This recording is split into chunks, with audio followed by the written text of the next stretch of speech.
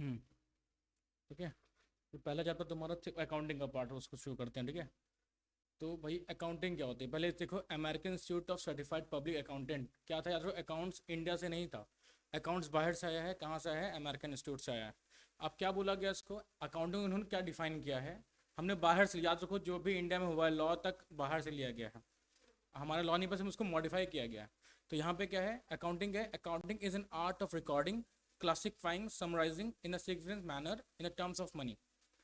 क्या है, हमारा अकाउंटिंग रिकॉर्ड करना है। जैसे मान लो जब भी हम कोई भी ट्रांजेक्शन होता है बिजनेस में, तो पहली चीज़ हम रिकॉर्ड करते हैं। और रिकॉर्ड कहाँ करते हैं, हमारे पास वाउचर्स होते हैं उसमें रिकॉर्ड करते हैं, जब भी अकाउंट्स में काम करें तो। फिर क्या करते हैं, उन्हीं सब चीज़ों को हम क्लासीफाई करते हैं अलग अलग कैटेगरीज में। वो कैटेगरीज आगे हम पढ़ेंगे, इस पीपीटी में पूरा कवर्ड है वो चीज़ जो मेन हेडिंग्स हमारी है।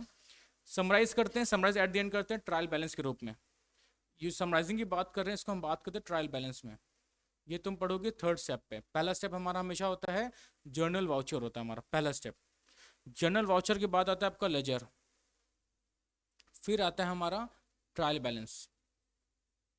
हम क्या करते हैं, जितनी भी एंट्रीज होती हैं शुरुआत की, मान लो बिजनेस स्टार्ट हुआ मेरा, तो पहला कैपिटल था मेरा, तो कैपिटल शुरू हुआ मेरा, तो मैंने क्या किया, उस कैपिटल जो भी एंट्री की मैंने, मतलब अकाउंट एंट्री होती है कैश अकाउंट डेबिट तो कैपिटल होती है। मान लो मैं बिजनेस स्टार्ट कर रहा हूँ, तो ये जो एंट्री है पहले दिन की, वो एंट्री कहाँ रिकॉर्ड होगी, वो एंट्री रिकॉर्ड होगी हमारे जर्नल वाउचर्स में। अब ऐसे क्या होता है कि हम अपनी एंट्रीज रिकॉर्ड करते हैं day wise. Day wise in the sense हम उसको रिकॉर्ड करते हैं हायरार्की में। ठीक है, क्रोनोलॉजिकल ऑर्डर, इसको वर्ड बोलते हैं हम लोग, क्रोनोलॉजिकल ऑर्डर में रिकॉर्ड करते हैं, डे वाइज, डेट वाइज और टाइम वाइज। जो टाइम नहीं होता, डेट वाइज होता है। मान लो आज का जो ट्रांजेक्शन हमने आज के दिन रिकॉर्ड किया, कल का कल। ऐसा नहीं होता है कि हम परसों में आज का ट्रांजेक्शन रिकॉर्ड कर रहे हैं, ऐसा नहीं कर सकते हम। हमेशा क्रोनोलॉजिकल ऑर्डर में यहाँ पे ट्रांजेक्शन रिकॉर्ड किए जाते हैं। ठीक है, अब दूसरा उसको क्लासिफाई करते हैं अंडर द लेजर। लेजर में आता है क्लासिफिकेशन, हम अलग अलग अकाउंट्स बनाते हैं। यही सब चीज़ें हम यहाँ पढ़ेंगे, अभी बस थ्योरी है, इसका हम पढ़ेंगे। अब फिर से फायदा क्या हुआ, हम क्या रिकॉर्ड करते हैं, जो भी चीज़ मनी में हम तौल सकते हैं, मीन्स जो भी चीज़ हम मनी में कंसिडर कर सकते हैं वो हम सब यहाँ पे रिकॉर्ड करते हैं। दूसरा आता है ट्रांजैक्शंस। ट्रांजैक्शन क्या है, ये ट्रांजैक्शंस की बात हो रही है, वो ट्रांजैक्शन जो बिजनेस से रिलेटेड हों। सपोज करो कि भाई हमने गुड्स परचेज किया, रॉ मटेरियल्स की बात कर रहा हूँ, तो जो रॉ मटेरियल्स आप परचेज कर रहे हो, ये आपका क्या है, ये आपका ट्रांजैक्शन का पार्ट होगा। याद रखो, वो चीज़ें जो मनी में ना हम रिकॉर्ड कर पाए वो रिकॉर्ड नहीं होगी। दूसरी चीज़, वो चीज़ें जो बिजनेस से रिलेटेड नहीं है वो रिकॉर्ड नहीं होगी यहाँ पे। बिजनेस क्या रिलेटेड होगा, गुड्स परचेज किया हमने, सैलरी पे किया हमने, ये सब बिजनेस का पार्ट होता है। अब बता इवेंट्स, इवेंट्स क्या होता है, इवेंट्स मतलब है कि कब वो ट्रांजैक्शन हुआ। फॉर एग्जाम्पल आपने गुड्स खरीदा तो वो इवेंट है, आपने गुड्स बेचा तो इवेंट है। ठीक है, इवेंट का मतलब ये होता है एक पर्टिकुलर टाइम पे हमने गुड्स सेल परचेज कर रहे हैं। ठीक है, which are in the part at least of financial character interpreting the result thereof. अब क्या हुआ, जब हम रिकॉर्ड करते हैं उसके बाद हम रिजल्ट निकालते हैं। रिजल्ट कैसे निकालेंगे, हम बनाते हैं ट्रेडिंग अकाउंट। इस ट्रायल बैलेंस के बाद बनता है हमारा ट्रेडिंग अकाउंट, फिर बनता है प्रॉफिट लॉस अकाउंट, फिर हमारा बनता है बैलेंस शीट। इसमें हम क्या करते हैं, इसमें हम सारे रिजल्ट्स को इंटरप्रेट करते हैं, यहाँ पे हम बनाते हैं। अब आगे बढ़ते हैं, इसमें क्या है, अब देखो अकाउंटिंग की जरूरत क्यों है। In all the activity in all the activities organisation, business and non business which requires money and other economic resource, accounting required to account for the these resource. अब भाई अकाउंटिंग की जरूरी है क्योंकि हम रिसोर्स यूज कर रहे हैं। अब रिसोर्स चाहे पैसा ले लो, रिसोर्स चाहे एक कोल ले लो, कोयला की बात कर रहा हूँ, इन सब का कैसे हम ट्रांजैक्शन रखेंगे कि हमने कितना यूज किया, कितना बचाया, कितना वेस्ट किया, किसके थ्रू, अकाउंट्स के थ्रू। ठीक है, एक तरीके का आपका रिजल्ट होता है वो भी आपका अकाउंटिंग का पार्ट है। आपको पता होता है रिजल्ट क्या है हमारा, तो हम अकाउंट से पता करते हैं।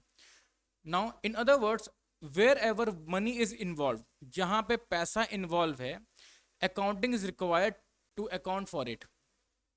ठीक है, जहां भी पैसा वहाँ अकाउंटिंग होती है। फॉर एग्जाम्पल आपके फादर ने आपको 100 रुपये दिए, आपने खर्चा वर्चा किया, तो फादर पूछते हैं ना कि पैसा कहाँ गया, क्या किया, तो आप क्या करते हो, उनको इनको आप डिटेल्स बताते हो, तो वही चीज़ अकाउंट से हमारा है। ठीक है, अब आगे देखते हैं। Accounting is often called the language of business. ठीक है, जो हर किसी को समझ में आती है। अब the basic function of any language is to serve as means of communication. Accounting also serves as these function. याद रखना, लैंग्वेज बिजनेस है, आप कैसे पहचानोगे कोई बिजनेस अच्छा है बुरा है क्या है, कैसे पहचानेंगे हम उसके अकाउंट्स के थ्रू देखते हैं। अकाउंट्स में क्या होता है, हमें प्रॉफिट पता चलता है, बैलेंस शीट पता चलता है, कितने एसेट्स के पास कितनी लाइबिलिटीज के पास, सब पता चलता है हमें। तो इसलिए वो क्या है, एक कम्युनिकेशन का जरिया है आउटसाइड दी वर्ल्ड का, इंटरनल भी आउटसाइड भी पढ़ेंगे इसमें किसको जरूरत होती है इन सब चीज़ों की। नीड्स फॉर अकाउंटिंग हमारा है। अब अकाउंटिंग क्या क्या क्वेश्चंस के आंसर देता है हमें। तो पहला, एम आई मेकिंग और losing money for my business, तो अकाउंटिंग से हमें पता चलेगा।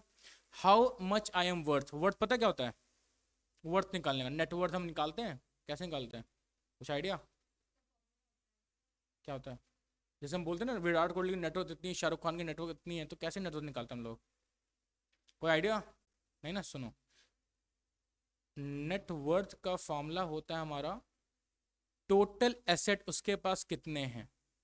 एसेट्स हम पढ़ेंगे भी, एसेट्स का मतलब क्या है, एसेट मतलब जो वो ओन कर रहा है। जैसे मान लो हम यहाँ बैठे, कंप्यूटर है मेरा, ये टीवी है मेरा, ये सब कुछ, ये सब मेरा एसेट है, मैं इसको ओन कर रहा हूँ, ठीक है। और इसमें से हम लेस करेंगे लाइबिलिटीज। लाइबिलिटीज मीन्स सपोज करो मैंने बैंक से लोन लिया है, सपोज करो इन सब चीजों की वैल्यू 3 लाख रुपए सपोज करते हैं। अब मैंने बैंक से 1 लाख रुपए लोन लिया है, तो जो डिफरेंस है जो 2 लाख, वो मेरी नेटवर्थ है, कि मेरी नेटवर्थ कितनी है, 2 लाख रुपए is my net worth. Same way जो एक्टर्स होते हैं और क्रिकेटर्स हैं, विराट कोहली, शाहरुख खान, इनका ऐसे निकला है, इनके पास कुछ एसेट्स होगा कुछ लाइबिलिटीज होंगी, उसको लेस किया, जो आंसर आया दैट इज हर नेटवर्थ। तो हमें नेटवर्थ पता चलती है। अब आता है, अब अगला, should I put more money in my business और सेल इट और गो इन टू अनदर बिजनेस। अब आपको कैसे पता चलेगा कि आपका जो बिजनेस है प्रॉफिटेबल हो रहा है कि नहीं हो रहा है। आपको प्रॉफिट भी डिपेंड करता है कि आप बिजनेस करना चाहोगे कि नहीं करना चाहोगे। तो आपको प्रॉफिट कैसे पता चलेगा, आपको अकाउंट्स के थ्रू पता चलेगा, ठीक है। How much is owned to me, owned मतलब समझते हो, बिल्कुल। और how much do I owe, हमें कितना देना है, मीन्स हमें एसेट्स और लाइबिलिटीज का पता है, ठीक। How can I change the way I operate to make profit.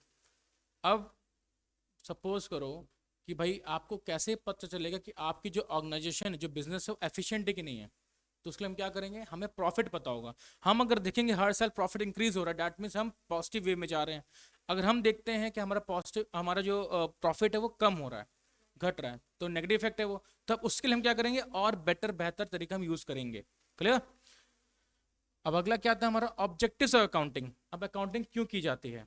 Now objectives accounting में differ from business to business. देखो हर बिजनेस का अलग अलग क्राइटेरिया होता है। देखो एक वर्ड होता है एनपीओ, ठीक है। NPO stands for non profit organisation. इनका काम क्या है, ये सिर्फ वेलफेयर के लिए काम करते हैं, वेलफेयर के लिए।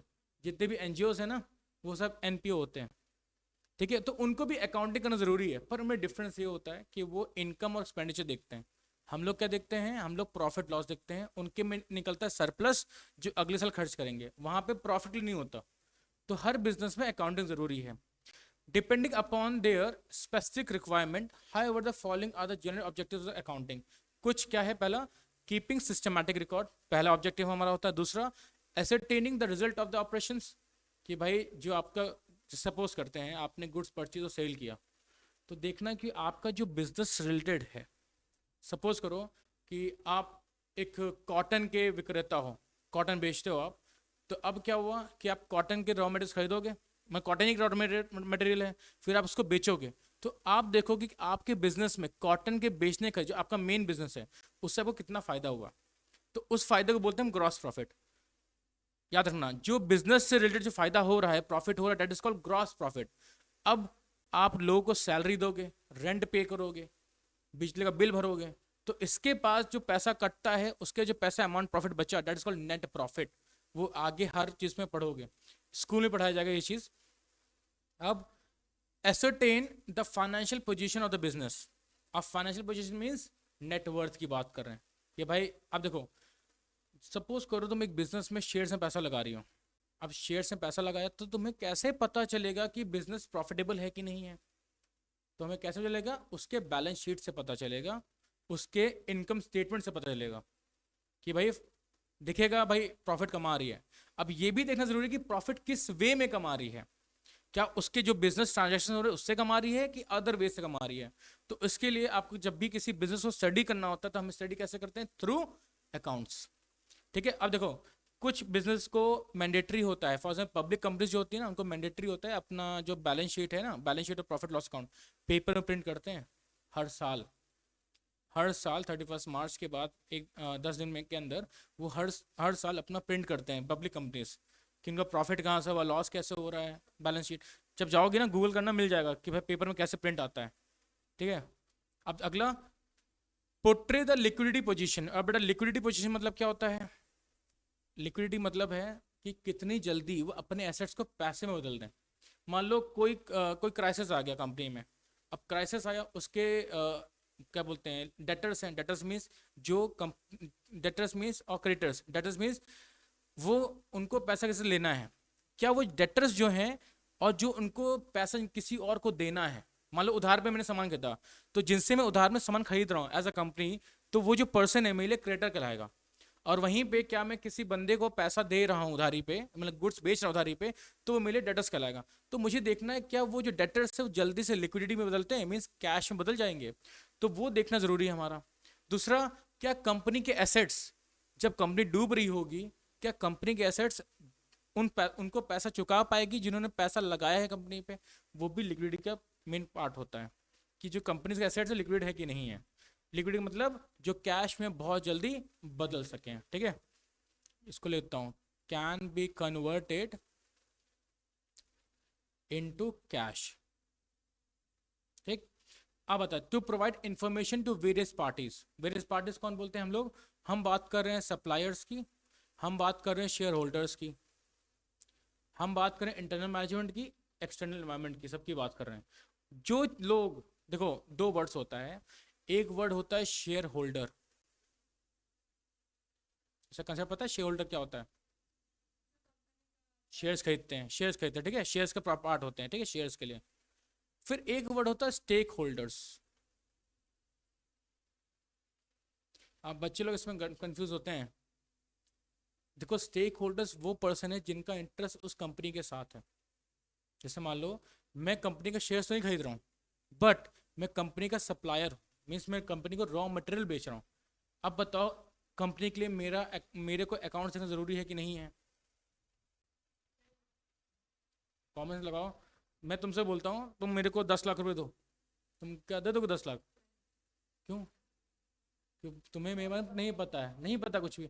अब वहीं पे अडानी अंबानी कोई भी है, उन्हें बोलो 10 लाख इन्वेस्ट करो, इन्वेस्ट करोगी, क्यों करोगी, कि तुम्हें उनके बारे में उनका फाइनेंशियल पोजीशन पता है। तो इसलिए ये भी ज़रूरी होता है अदर पार्टीज के लिए। अगर मैं तुम्हें अपना बैलेंस शीट या अकाउंट दिखाऊं तब तुम देखोगे इसमें कोई प्रॉफिट हो रहा है, दैट मीन्स जहां पे इन्वेस्ट करना पॉसिबल है, सही है। ठीक है, अगला क्या बोलता है, to facilitate rational decision making. Rational decision making मतलब, देखो कंपनी क्या है, कंपनी में कोई भी वेस्टेज मीन्स पैसे का वेस्टेज। तो आपको एक परफेक्ट डिसीजन लेना है कोई भी कंपनी में। ठीक है, देखो डिसीजन आप लेने के लिए आपके पास मल्टीपल दिमाग आएंगे, मल्टीपल दिमाग मीन्स मल्टीपल थॉट्स आएंगे, बट आपको चूज वो करना है जो परफेक्ट है कंपनी के लिए। तो उसके लिए हम क्या करेंगे, हम रैशनल डिसीजन लेने के लिए हम अकाउंट का सहारा लेंगे। हम देखेंगे कि हमारा जो कंपनी कहाँ पे लैक कर रहा है, फिर वहाँ पे हम फुलफिल करेंगे उस नीड्स को। ठीक है, अगला आता है to satisfy the requirement of law. Requirement of law क्यों, लॉ भी बोलता है, ठीक, गवर्नमेंट बोलते हैं कि आपको बुक्स बनाना मैंडेटरी है, आपको अकाउंट्स मेंटेन करना मैंडेटरी है। क्यों मैंडेटरी है, आपने जीएसटी देखा है, टैक्स दिया है, टैक्स सोचा है ना, तो टैक्स, एक कंपनी पे टैक्स लगता है, that is called corporate tax. ठीक है, अब ये कॉर्पोरेट टैक्स पे लगता है, ये लगता है कंपनी के नेट प्रॉफिट पे। ठीक है, अब टैक्स मैंडेटरी है, अब कंपनी अगर अकाउंट्स बनाएगी नहीं तो उसको नेट प्रॉफिट कैसे असेंड करेगी। तो गवर्नमेंट को टैक्स देने के लिए भी हमारा बुक्स बनाना जरूरी है। क्लियर, चलो और कुछ इसमें पॉइंट्स को डाउट है किसी में, ठीक है, चलो अब आता है features of accounting. Accounting features क्या क्या है, आपके सामने पढ़ाए भी लिखवाए भी है। देखो पहला क्या है, हमें आइडेंटिफाई करना होता है ट्रांजैक्शन इवेंट्स। मैं क्या बोला था, वो ट्रांजैक्शन जो बिजनेस से रिलेटेड है, वो इवेंट्स जो बिजनेस के रिलेटेड हो। ठीक है, मैं क्या बोला था, जैसे हम गुड्स खरीदते हैं, that time is called event. Event क्या होता है? इवेंट बोलो the time when the transaction taking place, ठीक है, उसको बोलते हैं। इसका दूसरा क्या, the art of recording business transactions. देखो इसको आर्ट क्यों बोला गया है? देखो अगर आप किसी साइंस के बंदे से बोलोगे कि भाई कोई भी अकाउंट्स रिकॉर्ड कर दो, कोई भी ट्रांजैक्शन रिकॉर्ड कर दो, जैसे हमने बोला, तो तुम भी नहीं हो, अगर मैं सिंपल बोलूँ कि हमने गुड्स परचेज किया, इंग्लिश में बोले गुड्स परचेज फॉर वर्थ ₹10,000, तो अब मैं बोलूँगा इसको रिकॉर्ड करना है, तो कैसे रिकॉर्ड करोगे? कोई आइडिया? शीट नहीं बनाना, एक सिंपल सी एंट्री होती है। तो वही बोल रहा हूँ, हम कौन कर सकता है? जो इसके बारे में जानता है, अकाउंटेंट्स जानते हैं, मैं जानता हूँ, मैं पढ़ा रहा हूँ, मैं जान रहा हूँ कैसे क्या है। तो सिंपल एंट्री से होती है purchase account debit to cash account. तो ये सब चीजें हर कोई नहीं जान सकता, इसलिए आर्ट बोला गया, एक स्किल है ये। अकाउंट्स भी स्किल का पार्ट होता है, सेम वे जैसे साइंस है वैसे अकाउंट्स भी एक स्किल का पार्ट है, ठीक है। अगर आपका स्किल है तभी अकाउंट्स कर पाओगे, तो नहीं कर पाओगे, ठीक है। तभी इसका इसके लिए एक स्पेसिफिक नॉलेज बनाया गया है कि भाई आपको ये बुक्स पढ़नी है, इससे आपको नॉलेज मिलेगी। अगला, the art of classifying business transactions. Classify करना है कि वो ट्रांजैक्शन किसका पार्ट है। ट्रांजैक्शन भी अलग प्रकार के होते हैं, जैसे कुछ रेवेन्यू नेचर के होते हैं, कुछ कैपिटल नेचर के होते हैं, वो सब वो आगे पढ़ोगे कैसे क्या होता है। हर किसी ट्रांजैक्शन का नेचर, किस नेचर का ट्रांजैक्शन है, वो चीज़ यहाँ पे होता है। अब देखो, जैसे सिंपल सी बात करें तो सबसे पहली एंट्री होती है हमारी, होती है जेवी, जर्नल वाउचर, जो हम बनाते हैं सबसे पहले रिकॉर्डिंग होती है बुक्स में ये। फिर जब बुक्स बन रही होती है उसके बाद हमारा क्या बनता है? उसके बाद हमारा बनता है लेजर, इसके बाद बनता है लेजर हमारा, ठीक है। फिर इसके बाद हमारा बनता है ट्रायल बैलेंस, ये इस स्टेप में जाएगा ही जाएगा हमारा। फिर इसके बाद आपका बनेगा ट्रेडिंग अकाउंट। फिर इसके बाद हमारा बनता है प्रॉफिट एंड लॉस अकाउंट। फिर इसके बाद आपका बनेगा बैलेंस शीट। तो इस तरह से अकाउंट चलता है, जेवी से स्टार्ट होता है, एंड होता है बैलेंस शीट पे जाके। हर साल, ये हर ईयर चेंज होता है, और स्केल भी टर्म होता है, एक हम वर्ड बोलते हैं अकाउंटिंग ईयर, ये ध्यान रखो। अब अकाउंटिंग ईयर क्या होता है? वैसे हमारा जो नॉर्मल हम लोग का ईयर एंड शुरू होता है 1 जनवरी से, खत्म होता है 31 दिसंबर, that is called calendar year. पर अकाउंटिंग ईयर स्टार्ट होता है आपका 1 अप्रैल से हर साल टू 31 मार्च नेक्स्ट ईयर, 12 मंथ्स का होता है, ठीक है। इस साल 1 अप्रैल जो अभी चल रहा है हमारा, अब जो ये अकाउंटिंग ईयर शुरू हो गया 1 अप्रैल से नया अकाउंटिंग ईयर शुरू हो जाता है। तो जो अभी जो अकाउंटिंग ईयर चल रहा है वो चल रहा है हमारा 2026 एंड 2027, ठीक है। अब कब खत्म होगा? ये खत्म होगा 31 मार्च 2027 को। इसको हम क्या बोलते हैं? अकाउंटिंग ईयर बोलते हैं। अब वहीं पे कुछ क्वेश्चन पे आपको मिलेगा कैलेंडर ईयर, क्वेश्चन लिखा कैलेंडर ईयर। तो ये जो कैलेंडर ईयर स्टार्ट होता है 1 जनवरी से, और खत्म होता है हमारा 31 दिसंबर को, ये ध्यान रखना अभी से, ठीक है। और हमारा प्रोसेस क्या होता है? JV, ledger, trial balance, trading account, profit loss, और फिर होता है बैलेंस शीट। आपको यही चीज लाइन से पढ़ना है पूरा बुक्स में, पूरी बुक में ही लाइन से, दोनों बुक्स में है। आगे बढ़ते हैं। The transactions or events. देखो, transactions or events of a business must be recorded in a monetary term. Means हमें इसको रुपीज में लिखना होगा। अब ध्यान रखना, अगर रुपीज में कब लिखेंगे? जब हम इंडिया में रख रहे हैं, डोमेस्टिक रख रहे हैं। अगर वहीं पे अगर आपको अपना जो अकाउंट्स है, जो ये सब जो बुक्स है ना, बुक मीन्स बैलेंस शीट और प्रॉफिट लॉस अकाउंट, अगर आपको पूरे होल ओवर द वर्ल्ड के लिए बनाना है तो आपको उसको डॉलर्स में करना पड़ेगा कन्वर्ट, ठीक है। इंडिया में रुपीज चलेगा, लेकिन बाहर के लिए डॉलर्स में करना पड़ेगा, क्यों? वो इंटरनेशनल करेंसी हमारी है, इसलिए। अब आता है the art of summarising financial transactions. Summarising means हम इसको समराइज किस में करते हैं? ट्रेडिंग में, ठीक है, बदलते हैं। या समराइज सिंपल बोल दो, हम पहले करते हैं ट्रायल बैलेंस में। ट्रायल बैलेंस में क्या होता है? सारी एंट्रीज एक बार में आ जाती है, सारे अकाउंट्स एक में लिख देते हैं हम लोग। फिर यहाँ से हम डिस्ट्रीब्यूशन शुरू करते हैं 3 हिस्सों में। 3 हिस्सा क्या होता है? इसमें से कौन सी चीज़ ट्रेडिंग अकाउंट में जाएगी, कौन सी चीज़ प्रॉफिट लॉस में जाएगी, और कौन सी चीज़ बैलेंस शीट में जाएगी, हम यहाँ से डिसाइड करते हैं ट्रायल बैलेंस से। सिंपल होता है वो, लेजर के बाद बनता है। अब it's a art of analysing interpretation of these transactions, यही चीज़ इंटरप्रेट कर रहे हैं हम लोग, इससे हम रिजल्ट निकाल रहे हैं, रिजल्ट क्या हमारा बन रहा है। अगला, the result of such analysis must be communicated to the person to whom are make decisions. For example, अब ये चीज़ कौन जाता है, टॉप लेवल मैनेजमेंट। मतलब अंबानी अडानी सब पता क्या देखते हैं, अपना बैलेंस शीट देखते हैं, अपना अकाउंट से ही चेक करते हैं कि भाई ट्रेडिंग अकाउंट कैसा रहा, उसका कितना ग्रॉस प्रॉफिट बना, कितना नेट प्रॉफिट बना, कितना उसका बैलेंस शीट है, वो सब कौन देखता है, जिनको ज़रूरत पड़ती है डिसीजन मेकर्स को। ठीक है, वो तय करते हैं कि भाई कंपनी चलनी है कि नहीं चलनी है, कंपनी में क्या चेंजेस लाने हैं, वो तय करते हैं। ठीक है, चलो अब आगे। अब यूजर्स कौन कौन होता है, हमने देखा कि भाई अकाउंट्स की जरूरत पड़ती है, किसको जरूरत पड़ती है, पहला आता है ओनर। ठीक है, मालिक की बात करते हैं, ओनर्स को जरूरत क्यों पड़ती है, पढ़ते हैं। The owner provides fund and capital. Owner कौन है, वो ओनर जो पैसा दे रहा है। ओनर में आपका, आप भी हो सकते हो और आपके शेयर होल्डर भी हो सकते हैं। पता ना, शेयर होल्डर्स को ओनर बोलते हैं हम लोग, को ओनर्स। मान लो तुम्हारी कंपनी है, अगर मैं तुम्हारी कंपनी का शेयर्स खरीदता हूँ तो मैं तुम्हारी कंपनी का को ओनर बन जाता हूँ।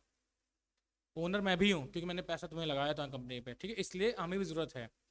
दे process curiosity in knowing whether the business is being conducted on a sound lines और नॉट, और and whether the capital is being employed properly और नॉट। उनका हक होता है, हमें पता होना चाहिए कि हमारा पैसा कहाँ लग रहा है।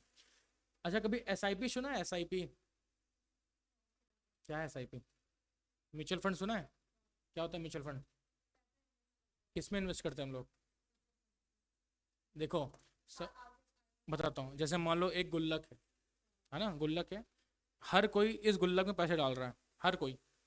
ये गुल्लक का नाम देते हैं, म्यूचुअल फंड दे दिया, अभी पैसा कहाँ जाता है। अब तुमने पैसा दिया ना इनको, तुम्हें पता होना चाहिए तुम्हारा पैसा कहाँ लग रहा है। तो ये पैसा जाता है शेयर्स में, और आपके पास जब आप म्यूचुअल फंड क्लिक करोगे, जाओगे देखोगे, तो आपको लिस्ट आएगी कि आपके पैसा कहाँ कहाँ लगा हुआ है। तो वो आपका हक होता है, डैट्स मीन्स कि ओनर का भी हक है चेक करना कि उनका पैसा कैसे यूज हो रहा है, कहाँ पे इन्वेस्ट हो रहा है। ठीक है, इसलिए ओनर का जरूरी है वो। क्वेश्चन बनता है कि बताओ बताओ, अभी 11th में आपको डायरेक्ट क्वेश्चन आ सकते हैं, 12th में नहीं आते, 11th में आते हैं। ये डायरेक्टली क्वेश्चन पूछा, बताओ who are the users of accounting, तो आपको नाम लिखना होगा कौन कौन। पहले तो ओनर होता है जो हमने लिखा, ठीक है, इतना काफ़ी होता है लिखना, आगे पढ़ लो तब भी। Owners being businessman always keep an I on returns for investment. अब सुनो, रिटर्न ऑन इन्वेस्टमेंट क्या होता है। देखो, इसका सिंपल सा फॉर्मूला होता है रिटर्न ऑन इन्वेस्टमेंट का। सिंपल फॉर्मूला ये होता है, इनकम जो आपको कंपनी में हो रही है अपॉन टोटल इन्वेस्टमेंट आपने कितना किया है इनटू 100%। ये फार्मूला होता है। आपको पता होना चाहिए कि हर साल आप कितना परसेंट प्रॉफिट कमा रहे हो, कितना परसेंट आपके पास इनकम हो रही है। अब इसमें क्या होता है, इसमें फ़ायदा ये होता है कि कंपनी को पता होता है कि प्रॉफिट कैसे हो रहा है। जैसे मान लो इस साल 10% हुआ, अगले साल 20% हो गया, अब तो प्रॉफिट बढ़ा ना, तो रेट ऑफ रिटर्न जानने का हक होता है ओनर को। उससे पता चलेगा कि ओनर को क्या करना है फिर इन फ्यूचर, बिजनेस बढ़ाना है, घटाना है कि बेच देना है। ठीक है, कभी कभी देखते हो कि बहुत सारे स्टार्टअप शुरू होते हैं, बिक जाते हैं, पर एट द एंड ये रीज़न होता है। दो रीजन होते हैं। देखो, अगर आपका रेट ऑफ रिटर्न गिरते जा रहा है, बेस्ट है अगर आप उसमें पैसा लगा पाओ, ठीक है, नहीं तो उस कंपनी को बेच के नई कंपनी शुरू करो। तो सेम वे स्टार्टअप्स भी यही करती हैं। रिसेंटली इतने सारे स्टार्टअप्स बने थे, लेकिन आज के टाइम में स्टार्टअप्स खत्म है वो सारे, मैक्सिमम कुछ ही स्टार्टअप्स बढ़ रहे हैं, बाकी सब खत्म हो गए। एग्जैक्टली ये पॉइंट है। अब देखो, दो फायदा होता है, कंपनी खरीदते हैं लोग, क्यों खरीदते हैं, कंपनी के पास एसेट्स तो होते हैं। एग्जाम्पल दें, जैसे मोटरोला था, मोटरोला कंपनी सुना ना फोन का, उसको किसने खरीदा, लेनोवो खरीदा। अब वो मोटरोला लॉस में चल रहा था, बट स्टिल लेनोवो ने खरीदा। क्यों खरीदा, उसके पास कुछ एसेट्स थे, उसके पास पेटेंट्स थे बहुत सारे, जो कोई और यूज़ नहीं कर सकता था। जैसे एप्पल के पास पेटेंट है, सफारी उसका ब्राउज़र है ना, सफारी ब्राउज़र, उसको कोई नहीं यूज़ कर सकता, कोई भी नहीं यूज़ कर सकता एक्सेप्ट जो मैकबुक चला रहे हैं, मैक पे जो हैं, और जो आईफोन्स पे वो सिर्फ चला सकते हैं क्या, सफारी ऐप, पर कोई और नहीं कर सकता। क्यों, वो पेटेंट है, वो कॉपीराइट किसके पास, मैक के पास है। सेम वे मोटरोला के पास भी कुछ कॉपीराइट्स पेटेंट्स थे, इसलिए लेनोवो ने उसको खरीदा, लॉस में भी खरीदा, हालांकि लॉस में चल रही थी। ठीक है, लोग इसलिए खरीदते हैं। देखो, कोई भी बिजनेस, किसी कोई अपना लॉस करे बिजनेस नहीं खरीदना चाहेगा ना, कुछ कारण से बिजनेस खरीदते हैं। सपोज करो एक पर्सन है जिसके पास मान लो 1 करोड़ रुपीज़ था, अब एक ऐसा बिजनेस जो लॉस में चल रहा था, उसको वही बिजनेस 80 लाख से मिल रहा है। अगर वही बिजनेस शुरू करना चाहेगा तो उसको 1 करोड़ से ऊपर खर्च करना पड़ेगा। अब वो क्या करेगा, उस बिजनेस खरीदेगा 80 लाख में, उस पर कुछ चेंजेस करेगा, अपने जेब से 20 लाख और लगा के, और उसको बेटर कर देगा। ठीक है, ऐसे बहुत से बिजनेस बने हमारे। जैसे मोटरोला का बिजनेस सबसे बेस्ट। पहले उन्होंने क्या किया, शुरुआत में लेनोवो से नहीं निकाला था फ़ोन, जब मोटरोला खरीदा था तो वो निकालते थे लेनोवो के नाम से शुरुआत में, फिर देखा कि सेल्स कम हो रही है, तो क्या किया उन्होंने, मोटरोला के नाम से निकाला शुरू कर दिया वापस। ठीक है, ये ट्रांजैक्शंस होते हैं ऐसे, बिजनेस माइंडेड है। ठीक है, अब comparing the accounts of various years helps to getting these goods pieces of the information. हम क्या करते हैं, हर साल का अकाउंट चेक करते हैं। पता है इसके लिए क्लास 12th में पढ़ाई होगी कंपैरेटिव स्टेटमेंट की, जहाँ पे एज अ बिजनेसमैन मैं चेक करूंगा उसमें क्या होता है, 2 साल का, अलग अलग साल में 2026 2027 लिखा है सपोज करो, हर साल का ट्रांजेक्शन लाइन से रिकॉर्डेड होती है, परसेंटेज भी देखते हैं हम, किसका बढ़ा किसका घटा। इससे फायदा क्या, मुझे पता चला कि भाई मेरा बिजनेस डेवलप हो रहा है कि नहीं हो रहा है, इसलिए ओनर्स को जरूरी होता है। अब दूसरा पर्सन कौन आता है, दूसरा पर्सन आता है मैनेजमेंट। मैनेजमेंट क्यों जरूरी है, मैनेजमेंट कौन होता है, देखो, the management of business is greatly interested in knowing the position of the firm. Management कौन है, सारे एम्प्लॉयज की बात कर रहे हैं, सारे मैनेजर्स की बात कर रहे हैं, सारी सुपरवाइजर्स की बात कर रहे हैं। अब बताओ, एज मान लो मैं एक कंपनी का एम्प्लॉय हूँ, अब बताओ मेरे को क्यों ज़रूरी है अकाउंट्स का जानना, अकाउंट्स के नॉलेज रखना क्यों ज़रूरी है, मतलब अकाउंट्स में कितना प्रॉफिट लॉस हुआ क्यों जानना ज़रूरी है मेरे को, काम कर रहा हूँ। हम्म,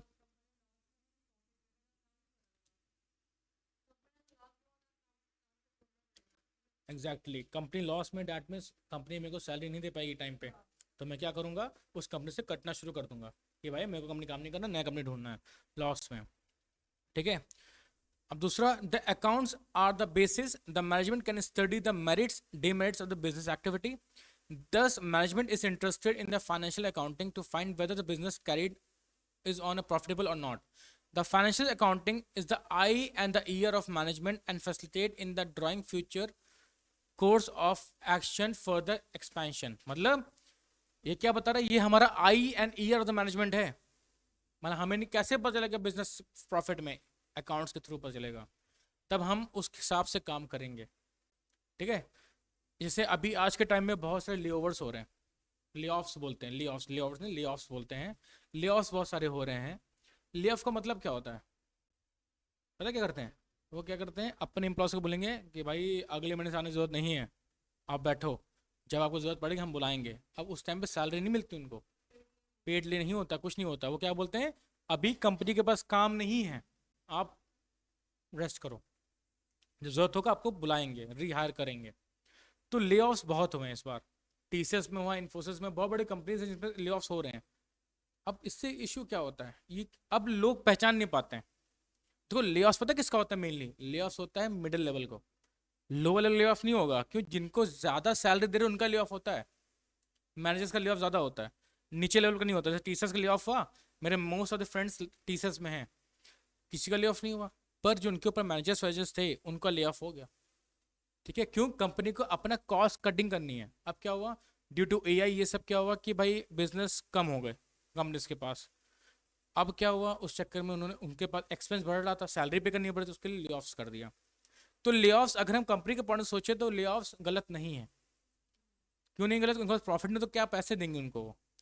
तो ये सब, आप देखो, अगर आप एक अच्छे एम्प्लॉय हो, आप समझदार एम्प्लॉय हो, आप समझदार मैनेजर हो, तो आप क्या करते हैं, आप हर साल उस मैनेजमेंट का आप प्रॉफिट चेक कर रहे होते हैं कि प्रॉफिटेबल है कि नहीं, बिजनेस कितना उनके पास कितना नहीं है, उस हिसाब से अपना फ्यूचर ट्राई करो। सपोज करो कि हम एक स्कूल में मैं भी काम कर रहा हूँ, मैं देखूंगा भाई बच्चे हैं कि नहीं है, प्रॉफिट है कि नहीं है, तब भी सोचूंगा हाँ यहाँ पे फ्यूचर है कि नहीं है। तो इसलिए बोला गया यहाँ पे फ्यूचर कोर्स ऑफ एक्शंस की बात की जा रही है। हम प्रेजेंट बात नहीं, हम फ्यूचर की बात करें, फ्यूचर में क्या प्रॉफिट होगा नहीं होगा उसकी बात करते हैं हम लोग। उसके अब एक्सपेंशन पे से डिपेंड करता है कि अगर प्रॉफिट बढ़ रहा है तो बिजनेस एक्सपैंड भी करेगा। ऑपोजिट सोचते हैं, मान लो हर साल प्रॉफिट बढ़ रहा है, अब कंपनी प्रॉफिट रख के जेब में टैक्स नहीं पे रही, गवर्नमेंट को नहीं पे करती रहेगी, वो क्या करेगी, उस प्रॉफिट को इन्वेस्ट करेगी अपने बिजनेस को एक्सपांड करने के लिए। ठीक है, इसलिए मैनेजमेंट को जरूरत होता है। अगला देखते हैं, अब क्रेडिटर्स कौन होते हैं। Creditors are the person who supply goods on credit, मतलब उधार पे वो हम उनसे सामान खरीदते हैं, याद रखना बच्चे लोग इसमें कंफ्यूज होते हैं क्रेडिटर्स और डेटर्स में। क्रेडिटर्स कौन है, जिनसे हम उधार में सामान खरीद रहे हैं, और डेटर्स कौन है, जिनको हम उधार पे सामान बेच रहे हैं। अब क्रेडिटर्स को क्यों जरूरी है, मान लो हमने किसी से लोन उधार पे सामान लिया, तो उनके लिए क्यों जरूरी है ये अकाउंट जानना, सोचो। बिल्कुल सही है, एग्जैक्टली क्या वो पे कर पाएगी नहीं कर पाएगी, उसके लिए क्रेडिटर जरूरी है। तो इसमें आपको क्या लिखना है वो देखो। क्रेडिटर्स में कौन कौन आता है, एक नॉर्मल पर्सन भी आ सकता है, बैंक्स भी आ सकती है। पता है जब बैंक आपको लोन देती है ना, बैंक लोन देने से पहले चेक करती है कि आपका क्रेडिट स्कोर क्या है, देखती है ना। तो अगर 750 के ऊपर क्रेडिट स्कोर है तो ईजिली वो लोन दे देती है, लेकिन कम है तो नहीं देती है। वो क्या करती है, मॉर्टगेज करती है। मॉर्टगेज मतलब कोई चीज़ गिरवी रखती है। सेम वे क्रेडिटर्स नहीं करते ये चीज़। क्रेडिटर्स क्या करते हैं, उधार पे हमको बेच रहे हैं आपको, पर ये नहीं बोलते कि हाँ लाओ भाई कुछ चीज़ गिरवी रखो। तो अब क्रेडिटर्स का हक है जानना, बैंकर से जाना हक है। बैंकर्स भी विदाउट मॉर्टगेज लोन देती है, किसके बेस पे देती है वो, अकाउंट्स के बेस पे देती है। आप जब भी बैंक जाओगे लोन लेना ना, आपके फादर जाएंगे या आपके भैया जाएंगे, कहीं जाएंगे बैंक में लोन लेना, तो पहला बैंक पूछता है बताओ अपना आईटीआर क्या है, आप क्या हो, आपके पास बिजनेस है कि नहीं है, कि आप एक इंडिविजुअल पर्सन हो। अगर आप एक इंडिविजुअल पर्सन हो तो आपका मांगेगी ITR, stands for income tax return. अब उससे क्या चेक, वो क्यों मांग रही है, एक रीजन है। पिछले 3 साल का आईटीआर मांग सकती है वो, 3 साल का आईटीआर क्यों मांगती है, देखने के लिए क्या ये पर्सन प्रॉफिटेबल है कि नहीं है, क्या ये पर्सन पे कर पाएगा कि नहीं कर पाएगा। ठीक है। अब सेम वे जो क्रेडिट स्कोर होता है, क्रेडिट स्कोर वो कैसे बनता है, कुछ आइडिया है। क्रेडिट स्कोर हम 900 में गिनते हैं, 900 टोटल मार्क्स होता है हमारा, इसमें से मान लो 750 के अबव है, तब आपको लोन मिलेगा। आप सुनिए कैसे बनता है। एक तो रीजन ये हो गया आईटीआर से फाइल किया। अब सपोज करो आपने पहली बार लोन लिया, आप छोटा सा लोन लेते हो, मतलब 10,000 का आप लोन लेते हो। अब कंपनी देखो, हमारा पास होता है एक पैन कार्ड होता है, pan card permanent account number होता है जो हमारे इसको गिनता है। ये सिबिल स्कोर होता है, CIBIL, सिबिल स्कोर।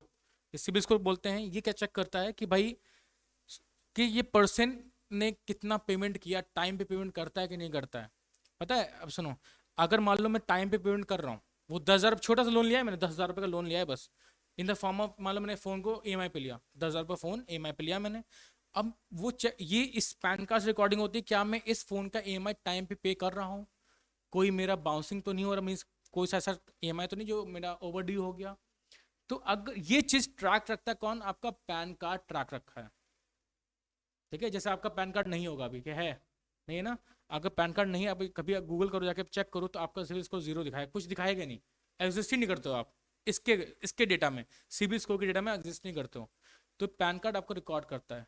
तो सेम वे बैंक्स को भी जरूरी होता है ये सब जानना। और कैसे रिकॉर्ड कर रहा है, ये आपके अकाउंट्स के, अकाउंट्स के आपको जो अकाउंट जो आप लोन पे करो ना वो अकाउंट्स में जाता है, तो अकाउंट्स का पार्ट ही है। तो सोचो अकाउंट्स हर जगह है, अकाउंट्स इस कोचिंग में भी है, मैं भी चेक करता हूँ कि भाई हर महीने कितने बच्चे आए, कितना फीस आया, कितना खर्चा हुआ मेरा, रेंट कितना गया मेरा, कितना बिजली का बिल गया। तो कैसे देखूंगा मैं कैसे देखूंगा कि मेरे जो कम ये कोचिंग है वो प्रॉफिटेबल है कि नहीं है। ठीक है, तो इसलिए अकाउंट जरूरी है। अब आगे देखते हैं, अब क्या बोले, it is usually these groups are interested to know the financial soundness before granting credit. उधार देने से पहले 10 बार सोचेंगे इसके थ्रू। सपोज करो तुम, आप मेरे को नहीं जानती, अब मैंने बोला कि लाओ भाई मेरे को 10 लाख रुपए दो, क्या तुम मेरे को पैसा दोगी, नहीं दोगी। अगर मान लो तुम जान भी रहे होते तब भी नहीं दोगी, क्यों नहीं दोगी, तुम्हारे पास कोई ट्रैक नहीं है क्या ये बंदा पैसा पे करता है टाइम पे, वो ट्रैक ही नहीं है आपके पास, कैसे सेट करोगे। तो इसलिए ट्रैक कैसे होता है हमारा, अकाउंट्स के थ्रू होता है। The progress and prosperity of the firm to which credits are extended are largely watched by the creditors for the point of view of their view of security and further credit, अपने security के लिए और further credit के लिए। ठीक, तो वो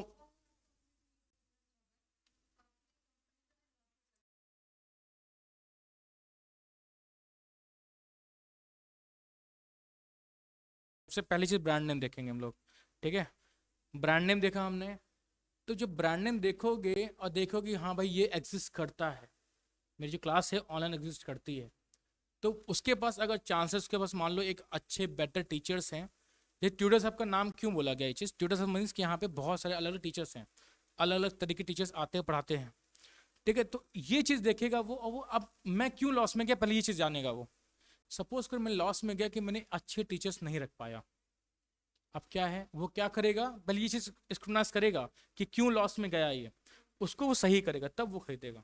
हालांकि वो कम रेट में खरीदेगा, क्यों, मैं लॉस में हूँ, मुझे पता कि अगर मान लो मैं 100 रुपये अभी कमा रहा हूँ, मुझे पता कि मैं अभी 2 महीने बाद 50 रुपये कमाऊंगा, तो मैं क्या करूंगा, अभी बेच दो 100 तो मिल जाएंगे मेरे को। तो वो चीज़ होता है यहाँ पे।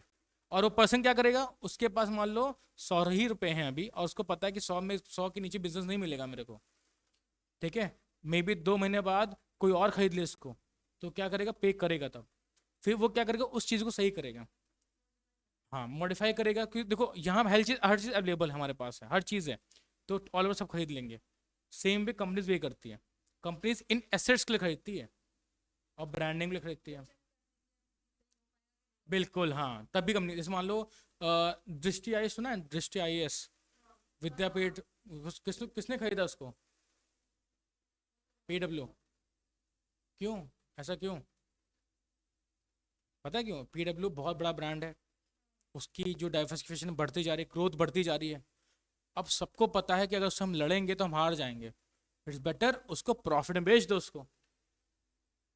ऐसे बहुत से क्लासेस कोचिंग से बड़ी बड़ी, आकाश बायजूस की बात ले लो एग्जाम्पल, बायजूस डूब गया, क्यों डूबा, अकॉर्डिंग टू कंपटीशन वो रह नहीं पाया, हालांकि आकाश ने पहले किया, फिर मतलब ही नहीं बना उसका, कुछ फायदा नहीं हुआ उससे, उसको बेच दिया। सेम वे बहुत से ऐसे लोग जो मर्ज हो जाते हैं, मर्ज में समझते हो, मर्जर, टाई अप कर देते हैं वो लोग, ठीक है, तो भाई कुछ लोग बेच देते, हाँ, नहीं, आपने बेच दिया, now he is owner, not us, ownership हट गई ना। हाँ डिपेंड्स, अगर है, अगर वो बेचना चाहेगा तो डिपेंड करता है, अगर वो प्रॉफिट कमा रहा है तो क्यों बेचेगा, PW ने इतने सारे को टेक ओवर किया, क्यों बेचेगा। अब जैसे वेदांतु है, वेदांतु भी रेडी हो रहा है लड़ने के लिए PW से, कैसे रेडी हो रहा है, वो क्या कर रहा है, वो छोटे मोटे कोचिंग्स मतलब कि जो वहाँ पे लमसम 100+ बच्चे आते हैं, उनको अपना ब्रांड नेम बेच रहा है। मेरे को भी कॉल आया था कि भाई वेदांतु का नाम ले लो, नाम आपका ही रहेगा, ट्विटर सब नाम रहेगा, पर नीचे लिखा होगा बाय वेदांतु।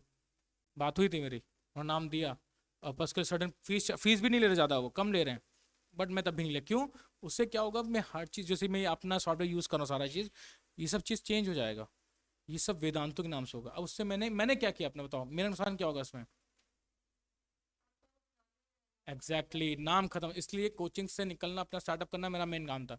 ये मेरा स्टार्टअप है, अभी नया शुरू किया मैंने, इस साल ही प्रॉपर में गया हूँ, तो ये क्यों कर रहा हूँ, जस्ट फॉर आर सेक, चलो आज नहीं तो कल, मान लो मैं बेटर बनता हूँ, बड़ा बनता हूँ, तो कोई ना कोई मेरे को हायर कर लेगा अच्छे चीज़ों के लिए, या फिर मेरा खुद का नाम बनेगा, तो ये कंपटीशन में एंटर कर रहे हैं हम लोग।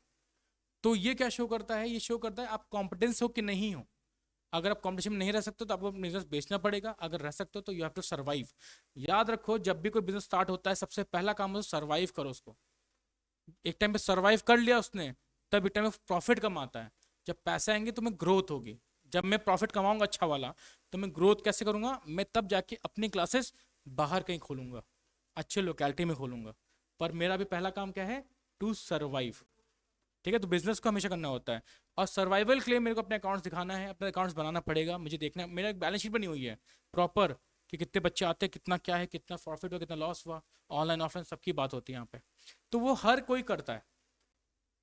आप अपने घर में भी अकाउंटिंग करते हो, मान लो फादर है, सैलरी लेके आए, अब वो भी देखते हो ना सैलरी में कितना खर्चा हुआ, कितना बच रहा है, तो वो भी अकाउंटिंग का पार्ट ही है हमारा, ठीक है। अब profit and loss account and balance sheet are the nerve centre to know the soundness of the firm. तो ये दो बैलेंस, एक क्या है, एक प्रॉफिट लॉस अकाउंट और एक बैलेंस शीट, बहुत इंपॉर्टेंट होती है बिजनेस के लिए। कभी भी आप गूगल करना जाके, पेपर में जो प्रिंट आता है ना आर्टिकल, उसमें ये दोनों चीज़ प्रिंट होते हैं, profit loss account, balance sheet, उससे हमें पता चलता है कि प्रॉफिट में है कि नहीं है। देखिए आपने देखा होगा, जो यूट्यूबर्स बैठे रहते हैं, जो शेयर में पैसा लगाते हैं, उनको कंपनी के बारे में जीरो नॉलेज है, जीरो नॉलेज, लेकिन स्टिल वो कहानी बताएंगे, हाँ ये होता है, ऐसा ऐसा होता है। वो ये नहीं बताते कि भाई आप कंपनी का प्रॉफिट लॉस चेक करो, कि कंपनी प्रॉफिट कैसे कमा रही है, कहाँ से कमा रही है, क्या वो इन फ्यूचर से ग्रोथ है कि नहीं है, तब लोग इन्वेस्ट करते हैं पैसे में। जो बड़े बड़े लोग होते हैं, जो बड़े बुद्धिमान लोग होते हैं, पता है यूट्यूबर्स ज़्यादा, एक कुछ में से मेरे टीचर्स, 2 टीचर्स हैं मेरे जानने वाले, उन्होंने इन्वेस्टमेंट किया अच्छा खासा, कमाया बहुत है, पर वो कभी गाते नहीं किसी सामने कि हाँ हमने ऐसा इन्वेस्ट किया, नहीं, बहुत इन्वेस्ट करते हैं वो किस पे करते हैं, इन सब चीज़ों पर इन्वेस्ट करते हैं, देखते हैं कि भाई प्रॉफिट है कि नहीं हो रहा है, फ्यूचर क्या है कंपनी का, तब इन्वेस्ट करते हैं, ठीक है। चलो, अब दूसरा कौन है, एम्प्लॉयज़ आते हैं। आपको पता है एम्प्लॉयज़ क्यों होते हैं, सैलरी के लिए, क्या सैलरी मिलेगी, क्या रेगुलर सैलरी मिल पाएगी, तो लिखा हुआ है। पेमेंट और of bonus depends upon the size of profit earn by the firm. अच्छा, तो बोनस का मतलब पता है क्या होता है? क्या होता है? क्यों होता है? मैंडेटरी देना किसी कंपनी को? मैंडेटरी नहीं होता, मेरा स्कूल तो बोनस नहीं देता मेरे को, ना कोई नॉर्मल स्कूल देता है, बड़े स्कूल भी आजकल नहीं देते बोनस। पता क्या होता है? बोनस क्या होता है? जब आपके पास सुपर प्रॉफिट हो। क्या बोल रहा हूँ मैं? Super profit. एक प्रॉफिट होता है, एक होता है सुपर प्रॉफिट, ज्यादा फायदा हो गया पैसों का। अभी फायदा किसके लिए हुआ? किसने किया फायदा? ये एम्प्लॉयज ने हार्डवर्क से किया। तो कंपनी बोनस देती है उनको, दिवाली पे दे दिया, होली पे दे दिया। बोनस से क्या हुआ कि एम्प्लॉयज का मोटिवेशन बढ़ा, वो और अच्छे से काम करेंगे। तो इसलिए बोनस एक पार्ट होता है मोटिवेशन का। और बोनस कब मिलता है? जब प्रॉफिट होता है। प्रॉफिट कब होता है? जब एम्प्लॉयज अच्छे से काम करते हैं। तो बोनस के पॉइंट से बात करें यहाँ पे हम, the more important point is that the worker expect regular income of the bread. ये देखो, regular income of the bread, समझते हो इसका मतलब क्या है? देखो, जो एम्प्लॉयड पर्सन होता है, एम्प्लॉयड पर्सन हमेशा अपने सैलरी पे डिपेंड करता है। अगर उसको लग रहा है कंपनी लॉस में चल रही है, तो उसको डर लगा रहेगा कि क्या कंपनी मेरे को सैलरी दे पाएगी अगले महीने। तो उसका जो खाना पीना, जो ये इसलिए बोला है regular income for bread, means खाना पीना डिपेंड किस पे करता है? उस इनकम पे करता है, सैलरी पे करता है, जो कहाँ से आएगी? कंपनी के थ्रू आएगी। किसके थ्रू आएगी? प्रॉफिट से आएगी। जब प्रॉफिट होगा सो तब the demand of wage rise, bonus, better working conditions, etc. depends upon the profitability of the firm and in turn depends upon the financial position. अब क्या बोला यहाँ पे? यहाँ पे क्या बोल रहा है? वर्ड देख लो। वेज राइज कब होगा? सैलरी कब बढ़ती है? जब प्रॉफिट बढ़ रहा होता है, तब सैलरी आप हाइक मांग सकते हो कि भाई सैलरी बढ़ाओ इस साल हमारी। बोनस प्रॉफिट में मिलता है। बेटर वर्किंग कंडीशंस प्रॉफिट पे होता है। पहले जब ये क्लास थी ना, क्लास पहले एक छोटे से रूम में थी उस वाले घर में जहाँ तो पढ़ती हो अभी, वहाँ पढ़ा था तो मैं उस रूम में छोटा सा। इसको बाद में बनाया हमने। किस लिए बनाया? प्रॉफिट हुआ, बनाया, इन्वेस्ट किया। तो यही रीजन होता है, हर कंपनी हर एम्प्लॉय को डिपेंड करना पड़ता है उस प्रॉफिट पे। क्लियर? ठीक है। अब नेक्स्ट आता है हमारा क्या? अब आता है इन्वेस्टर्स। इन्वेस्टर्स कौन है? कौन है? ये कौन है? ये बैंक भी हो सकता है, ये शेयर होल्डर भी हो सकता है, जो कि हम होते हैं। दोनों ही होते हैं, ठीक है। कोई भी फाइनेंशियल इंस्टीट्यूशन हो सकता है जो लोन क्रिएट करता है, जो लोन देता है, ठीक है। एक वर्ड होता है एंजल इन्वेस्टर, सुना है? एक नाम है एंजल इन्वेस्टर। पता है क्या करता है? ये नई कंपनी को पैसा देता है, जो नए स्टार्टअप्स होते हैं उसमें पैसा लगाता है। कैसे लगाएगा पैसा? आंख बंद के पैसा नहीं लगाता, वो अकाउंट चेक करता है पहले। कभी शार्क टैंक देखा है? नए, या तो कंपनी, जैसे मान लो ये जो कोचिंग है, कोचिंग मैं जब इन्वेस्टमेंट मांगने जाऊंगा तो मैं इस कोचिंग का डेटा दिखाऊंगा ना। तो कंपनी क्या एग्जिस्ट हो रही होती है। जब तो शुरुआत में आप 10 रुपये स्टार्ट करते हो बिजनेस, जब आपको जरूरत लगता है कि हाँ बिजनेस प्रॉफिटेबल हो रहा है, तो आप किसी और से पैसा मांगोगे। जैसे मान लो आपने एक दुकान शुरू किया 1 लाख रुपए में, तब आपको लगता है कि हाँ भाई पैसा तो प्रॉफिट हो रहा है, हमें और सामान रखना चाहिए बेचने के लिए। तब क्या करोगे? आप पैसा इन्वेस्टमेंट चाहोगे ना, तो अब जाके आप लोगों से मांगोगे हाँ पैसा दो हमको। तो लोग कैसे पैसे देंगे? इसके थ्रू देंगे, अकाउंट थ्रू देंगे। तो जो भी स्टार्टअप्स होते हैं वो भी ऐसे काम करते हैं, शुरुआत में अपनी जेब से पैसा लगाते हैं।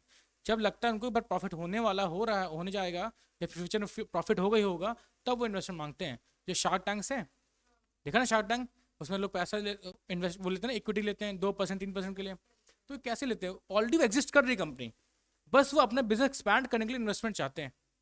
तो सेम वे ये इन्वेस्टर्स हैं, वही काम कर रहे हैं वो। अब शार्क टैंक्स कैसे पूछता है कि ये बताइए आपकी सेल कितनी हुई?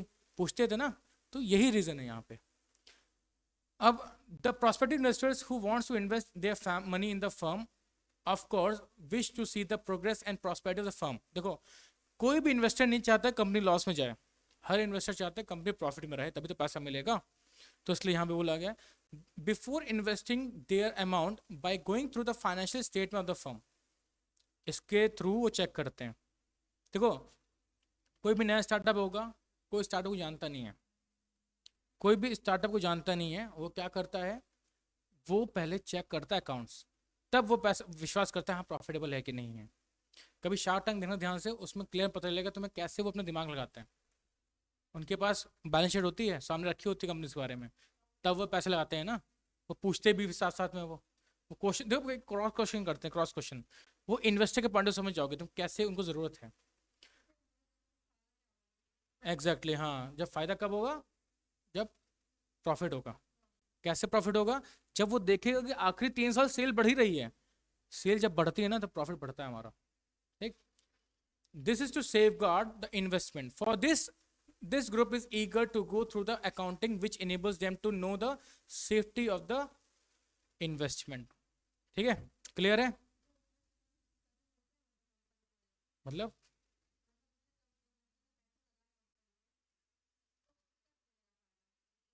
देखो, दो कंडीशंस होती हैं। देखो, अगर आपने शेयर्स में पैसा लगाया, देखो शेयर्स दो प्रकार के होते हैं हमारे। देखो, इसमें लिख देता हूँ, मैं समझा रहा हूँ। अभी मैं शेयर्स का पॉइंट बता रहा हूँ, मैं अभी डिबेंचर्स नहीं बता रहा हूँ। शेयर दो प्रकार के होते हैं, एक होता है हमारा प्रेफरेंस शेयर्स और एक होता है हमारा इक्विटी शेयर्स। ठीक है। जो प्रेफरेंस शेयर्स होता है ना, इसमें रेट मिलता है, एक रेट फिक्स मिलता है, मतलब 10% मान लो रेट मिल रहा है हमारा। सिर्फ आप बैंक अकाउंट में पैसा रखते हो ना, तो आपको 4.5% सेविंग पे इंटरेस्ट मिलता है। तो सेम वे इंटरेस्ट मिलता है हमें यहाँ पे, एक फिक्स इंटरेस्ट होता है। तो मान लो आपने 10,000 रुपये कंपनी में लगाया है, 10,000। ठीक है। तो आपको हर साल इसका 10% मिलेगा। तो कितना हुआ, 1,000 मिलेगा आपको हर साल। अब सोचो, आपको हर साल 1,000 एज अ इंटरेस्ट मिल रहा है, एज अ इंटरेस्ट। अब सपोज करो आपने 5 साल आपको इंटरेस्ट मिला, 5,000 मिला। अब आप चाहते हो कि हाँ भाई हम अपना पैसा वापस लेना चाहते हो, आप पैसा ले सकते हो। तो आपके पास इनकम बन गई 5,000 और 10,000 वो आपका आ गया। तो हो गया ना फायदा। अब सबसे ज्यादा रिस्की जो होता है वो होता है इक्विटी। इक्विटी, इक्विटी में पता है क्या लगाते हो आप पैसा, इनके शेयर्स में लगाते हो। शेयर्स कौन सा होता है पता है, इसमें फिक्स रेट नहीं मिलता, इसमें प्रॉफिट का शेयर मिलता है। प्रॉफिट शेयर मिलता है। अब सुनो, अगर कंपनी बहुत ज्यादा कमा रही, बहुत प्रॉफिट कमा रही है, सपोज करते हैं कि इस साल कंपनी का 10,000 रुपये प्रॉफिट हुआ, तो आप कंपनी के 20% के मालिक हो, तो आपको कितना रुपये मिलेगा, कितना आएगा। चलो, सिंपल सी बात है, आपको मिलेगा 2,000। ठीक है, 2,000 आपको पहले साल में मिला। अब वहीं पे हम बात करते हैं किसकी, इक्विटी वाले सुनो, माइंड रखो, प्रेफरेंस शेयर की बात करो, फिर साथ में बात करते हैं। यहाँ पे मैंने क्या बोला कि अगर इसने 20% लगाया है ना, 20% से उसको शेयर मिल रहा है, 10,000 यहाँ पे प्रॉफिट था, इसको कितना मिला, 2,000। 2,000 मिला। अब इसने क्या किया, 10,000 लगाया था, उसको कितना मिला था, 1,000 लगाया था। अब क्या हुआ, अगले साल प्रॉफिट बढ़ा, अगले साल प्रॉफिट हुआ 30,000 का, 30,000 का प्रॉफिट हुआ। अब बताओ कितना मिलेगा उसको। मैंने कितना परसेंट बोला था, 20% बोला। अब सुनो, अब इस क्या प्रॉफिट हुआ, 30,000 प्रॉफिट हुआ हमारा, इसका 20% कितना मिला उसको, 6,000। हमने क्या देखा कि जैसे जैसे हमारा प्रॉफिट इंक्रीज हो रहा है, वैसे वैसे हमारा इक्विटी का इनकम बढ़ रही है, देखा। अब सुनो, अब हम बात करते हैं प्रेफरेंस शेयर्स की।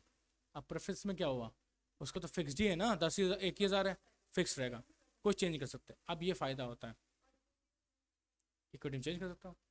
इक्विटी चेंज होता रहता है, कैसे होगा, प्रॉफिट के ऊपर डिपेंड करता है। अब सपोज करो एक टाइम में प्रॉफिट कम हो गया, प्रॉफिट मान लो 8,000 का प्रॉफिट हुआ, 8,000 का। अब 8,000 20% क्या होता है, 1,600। अब प्रॉफिट कम हो गया उसका 1,600। तो ये इस पे डिपेंड करता है, वहां पे डिपेंड करता है प्रॉफिट पे, जितना ज्यादा प्रॉफिट उतना ज्यादा पैसा मिलेगा। अब ये चीज पता कहाँ लगता है, जो हम शेयर में पैसा लगाते हैं वहीं पे लगाते हैं, इक्विटी में लगाते हैं। कभी देखते हो ना, शेयर्स का भी पैसा ज्यादा होता है, कभी कम होता है, कभी ज्यादा होता है, इसको बोलते हैं earning per share, EPS. Clear, अब माइंड क्लियर हुआ। देखो, अगर आपको सेफ खेलना है, आपको सेफ रहना है कि भाई मेरा पैसा डूबे ना, then go for preference shares. If अगर आपको रिस्क लेके ज्यादा पैसा कमाना है, देन गो फॉर इक्विटी। अब इक्विटी किस पे डिपेंड करेगी, कंपनी के प्रॉफिट पे। अब कैसे पता चलेगा, थ्रू देयर फाइनेंशियल स्टेटमेंट्स। अब क्लियर हुआ अकाउंट्स क्यों जरूरी है हमारे पास। ठीक है, चलो अगला चलते हैं हम लोग। अब गवर्नमेंट का क्या है यहाँ पे काम भाई, गवर्नमेंट का काम क्यों है यहाँ पे, शुरुआत में बताया था टैक्स, टैक्स के लिए। कंट्री में काम कर रही है, लीगली काम कर रही है, इलीगल काम कर रही है, वो सब देखना उसका। ठीक है। तो पर मेन फोकस जो उसका होता है भाई, लूटने पे होता है। लूटता किससे है, टैक्स से लूटता है। हमसे भी टैक्स लेता है, सबसे टैक्स लेता है ये, ठीक है। Now government keeps a close watch to on a firm which yield good amount of profit. आ गया भाई, लालची होता है गवर्नमेंट, जहाँ प्रॉफिट वहाँ लूट लेगा। पहले पता है, पहले जो ये था हमारा क्या कहते हैं, शेयर्स था ना, जो प्रॉफिट मिलता था हमें शेयर्स पे, इक्विटी शेयर्स पे, तो वहाँ पे क्या था कि पहले टैक्स नहीं लगता था, पहले वहाँ पे कमीशन लगता था। कमीशन कौन लेता था? ब्रोकर्स लेते थे। अब गवर्नमेंट क्या बोलती है, भाई हमको टैक्स दो, प्रॉफिट, कैपिटल, इसको बोला कैपिटल गेन टैक्स, बोला, नाम दे दिया इसको। जो कैपिटल गेन होगा टैक्स दे दो। अब देखो गवर्नमेंट को जहाँ प्रॉफिट दिखा वहाँ टैक्स लगा देती है, ठीक है। अब दूसरा, the state and the central government are interested in the financial statement to know the earning of the purpose of the taxation. देखो आगे टैक्सेशन क्यों जरूरी है? For taxation to compile national accounting is essential. National accounting मतलब हर firm को check करती है गवर्नमेंट, जरूरी है, हर स्टेट के फर्म को चेक करेगी, चाहे वो स्टेट गवर्नमेंट की हो चाहे वो सेंट्रल की हो, सबको चेक करना जरूरी है, ठीक है। क्लियर है ये? अब कंज्यूमर की जरूरी है, हमें की जरूरी है। चलो एग्जांपल दें, एक फोर्ड कार थी, फोर्ड कार, फोर्ड कंपनी से ना, FORD, फोर्ड कंपनी थी जो कार्स बनाती थी। अब क्या हुआ, सर्टेनली क्या हुआ कि अब फोर्ड, कुछ लोगों ने फोर्ड की गाड़ी खरीदी खरीदी पर फोर्ड ने इंडिया छोड़ दिया। अब इशू क्या हुआ? सर्विस, सर्विस सेंटर्स नहीं खुले रहे, सब बंद हो गए, कोई जल्दी सर्विस का रेडी नहीं था फोर्ड का। तो फोर्ड ने निसान साथ टाई अप कर लिया था कि भाई हमारा सर्विसिंग आप संभालो। तो ये सब चीज़ देखना भी ज़रूरी होता है। कोई भी कस्टमर गुड्स तभी खरीदेगा जब उसको लगता है कि भाई इस कंपनी का गुडविल अच्छा है, ठीक है, तभी खरीदे। अब मान लो एक कोई नया ब्रांड आया मार्केट में, नया ना, एक कैंपा करके कोल्ड ड्रिंक आती है, सुना है? कभी पिया है? पिया है? कितनी बार? 2-3 बार। तुम सबसे ज़्यादा कोल्ड ड्रिंक पिया हो ये वाला, थम्स अप, ये सब पिया होगा ज़्यादा, है ना? ऐसा क्यों हो रहा है? रेपुटेशन, बिल्कुल रेपुटेशन। और रेपुटेशन कैसे बनती है? Through their profit, through their advertisement brandings, ठीक है। अब वो देखो, नहीं, कुछ में सब नहीं बोल सकते, कुछ में ट्राई करने ज़्यादा मन करता है, लेकिन जो ब्रांड वैल्यू है उसको हटा नहीं सकता। जो कस्टमर के माइंड में क्या होता है, ये कंपनी भाई बहुत प्रॉफिट कमाती है, अच्छा बना रही होगी, तो वो सोचता है अच्छा बना रही होगी, तो उस चक्कर में खरीदता है वो, ठीक है। फॉर एग्जाम्पल मानते हैं हम लोग, कोई फोर्ड गाड़ी नहीं खरीद रहा था, उसके लिए कोई दूसरा गाड़ी खरीद रहा था, मारुति सुजुकी खरीद रहे थे लोग। क्यों ऐसा कर रहे थे? मारुति सुजुकी नाम कैसे जाता हुआ, उसका सेल्स बहुत ज़्यादा थी, हालांकि उनका प्रॉफिट कम होता है, लेकिन सेल्स बहुत ज़्यादा थी, नाम भी ज़्यादा बढ़ा, हर जगह मारुति सुजुकी दिखा, तो लोग ने मारुति कार्स खरीदना शुरू किया, ठीक है। तो ये भी हमारे माइंड पे इम्पैक्ट करता है। These groups are interested in the getting the goods at the reduced price, और कम प्राइस भी था उसका, कम प्राइस था मारुति का, नॉर्मल कार है वो। They wish to know the establishment of the proper accounting control which in turn will reduce the cost of production, ठीक, सस्ता करेगा cost of production. Cost of production समझते हो क्या होता है? कॉस्ट ऑफ प्रोडक्शन का इसका मतलब क्या है? सुनो, सपोज करो एक कंपनी है जो कार बना रही है, मारुति की बात, कार बना रही है, ठीक है, कार बना रही है। अब उसके पास सेल्स बहुत ज़्यादा है ना, सो डैट मीन्स वो अपने सर्विस सेंटर ज़्यादा खोलेगी। अब वो क्यों ज़्यादा खोलेगी पता है? कानपुर रोड पे अप्रॉक्स 4 से 5 मारुति के वन अप का शोर वो है सर्विस सेंटर, मारुति का खुद का वन अप है, वन अप नाम से उसको खुद का, सोचो। अब छोटे लेवल पे नहीं, बड़े बड़े लेवल, ऐसा क्यों पॉसिबल हो रहा है?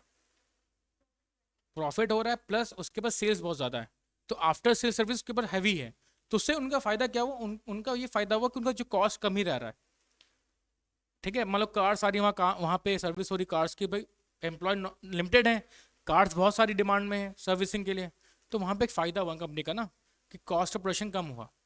उससे एक और फ़ायदा होता है कि हर कोई भरोसा करता है उस कंपनी पे, चाहे क्रिएटर्स हो चाहे कस्टमर हो, सब भरोसा करेंगे कि भाई ये कंपनी है, इसका सर्विस हर जगह है, फ़ायदा है। तो कस्टमर के माइंड पे ये भी जाता है, तो कस्टमर से अकाउंटिंग के लिए ये भी ज़रूरी है जानना। हालांकि कोई कस्टमर देखता नहीं है, तुम भी बोली नई चीज़ें तो हम ट्राई कर लेते हैं, हमें नहीं फ़र्क पड़ता, कोई नई चीज़ें हमें सस्ती मिल रही हम ले लेंगे। लेकिन कुछ ऐसे कस्टमर्स होते हैं जो प्राइस वैल्यू देखते हैं। प्राइस मीन्स क्या वो पैसा जो आप पे कर रहे हो कॉमोडिटी के लिए, क्या वो वर्थ इट है कि नहीं है, ठीक है, इसके लिए होता है। अब in turn less price to be paid by the customers, consumers. देखो यहाँ पे क्या सेल्स बहुत ज़्यादा है, देखो सपोज करो कि एक जो मारुति कंपनी है वो 200 कार्स बना रही है और उन कार्स पे वो हर कार पे मान लो 1 लाख रुपीज प्रॉफिट कमा रही है। तो कितना कमाई वो? 200 लाख कमाई प्रॉफिट। अब इसको कोई फर्क नहीं पड़ेगा, क्यों? क्योंकि बहुत कार बेच रहा है, बहुत कार बेच रहा है, तो उसको कोई फर्क नहीं पड़ रहा है। वो क्या कर रहा, वो कार की कीमत भी कम कर रखा है और प्रॉफिट भी अपना कमा ले रहा है अच्छा खासा। तो उससे क्या, उससे ग्रोथ हो रही है, इससे कस्टमर्स का भी माइंड बना कि हाँ भाई वो एक भरोसेमंद कंपनी है। अब जैसे नई नई कंपनीज आती है, जैसे एक कार आई है विन फास्ट, विन फास्ट करके, तो कोई जल्दी ले नहीं रहा उसको। क्यों? डर है, क्या सर्विस है अच्छी कि नहीं है, इसकी बात से नहीं ले रहे हैं। पर मारुति को हर कोई ले लेता है बिना डरे। ना रिसर्च। हाँ ऐड, देखो ऐड कब बनेगा। देखो कंपनी दो तरीके से गुड सेल करती है, एक अपनी ब्रांड वैल्यू से, दूसरा एक मार्केटिंग से। तो जो ऐड होता है मार्केटिंग का पार्ट होता है, तो वो ऐड करती है, ठीक है। अब देखो मारुति यहाँ तुम इस कानपुर रोड पे जब जाओगे वापस, तुम कहीं देखना कहीं मारुति का बोर्ड लगा है कार जल्दी, बहुत कम दिखेगा, तो बहुत ही कम दिखेगा। मैक्सिमम बड़ी बड़ी कार्स जैसे टाटा नेक्सॉन, टाटा के बहुत दिखेंगे, ये एम जी हेक्टर के बहुत दिखेंगे, एम जी के बहुत दिखेंगे। क्यों? ये मार्केटिंग स्ट्रैटेजी होती है। अब मारुति को पता है कि हमने एक जो कंट्री में मार्केट शेयर ले लिया, मार्केट शेयर मीन्स हमने उसके पास एक बहुत बड़ा कस्टमर सपोर्ट है जो उनकी कंपनी गाड़ी खरीदेगा। तो ज़्यादा एडवर्टाइजमेंट फंक्शन नहीं करती, जो ज़्यादा खर्चा नहीं करती एडवर्टाइजमेंट में, लेकिन वो आफ्टर सेल सर्विस बहुत अच्छा देती है। आप कार जाओ खरीद करो, शाम को मिल जाएगी सर्विस होने के बाद। बहुत जगह दो दो तीन तीन दिन कार्स खड़ी हैं, तो ये भी कस्टमर्स पे इम्पैक्ट करता है। ठीक है।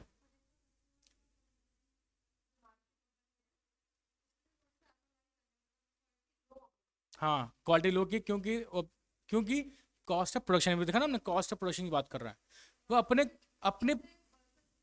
हाँ अब सुनो, अभी क्या किया, पिछले क्या किया, अब लोग बोलते हैं मारुति कार डिब्बा होती हैं, डिब्बा क्यों बोला गया? उन्होंने क्या किया कि अपने गुड्स को बेचने के लिए उन्होंने क्वालिटी से कॉम्प्रोमाइज़ कर दिया। अब कॉम्प्रोमाइज़ किया, अब देखा कि वहाँ पे सेफ्टी रेटिंग जीरो हो गई। अब क्या किया उससे कम, अब जो कस्टमर्स डरने लगे, भाई डिब्बा एक्सीडेंट हो तो मर ही जाएंगे सीधा। तो उस चक्कर में उन्होंने क्या किया, कंपनी ने अब क्या कर रही है, कंपनी जो भी कार्स निकाल रही है ना, उसका एन कैप रेटिंग टेस्ट करा रही है। एन कैप जहाँ पे कार्स टेस्ट होती हैं, जहाँ पे उनको स्टार्स मिलते हैं, 2 स्टार, 3 स्टार, 5 स्टार ऐसे मिलते हैं। तो उससे कुछ कार्स जो 4 स्टार्स के ऊपर ला रही हैं अभी करंटली, तो इसके थ्रू वो वापस कस्टमर का भरोसा जीतना चाहती हैं। जैसे फ्रॉन्क्स हो गए इसकी कार, एक विक्टोरियस हो गई, शायद ये ग्रैंड विटारा हो गई, इन सबको कुछ स्टार्स मिले हुए हैं। पहले पे नहीं होता था ये चीज़। अब तो भारत एनकैप भी आ गया, इंडिया का खुद का टेस्टिंग है भारत एनकैप करके, तो वो भी टेस्ट करती है, तो वो भी स्टार्स देती है। ठीक है। तो इस तरह से वो भरोसा जीत रहे हैं। जैसे टाटा पे बहुत लोग भरोसा करते हैं, बहुत करते हैं भरोसा टाटा पे। क्यों ऐसा? टाटा कार्स पे क्यों? क्योंकि एफोर्डेबल प्राइस नहीं बोलोगे, वो मार्जिन बहुत महंगी है, पर उसका जो सेफ्टी रेटिंग है ना 5 स्टार है, इसलिए लोग लेते हैं। तो अब वो मारुति भी उस सेक्शन में घुस गई है, उसके चक्कर में मारुति का कॉस्ट थोड़ा सा बढ़ गया। अब जो कार्स आ रही है ना महंगी आ रही कार्स की। ठीक है। तुमने बस एक चीज़ नहीं पूछा, कंफ्यूज हो गए भाई। अभी कार सस्ती हुई थी, क्यों हुई थी कार सस्ती?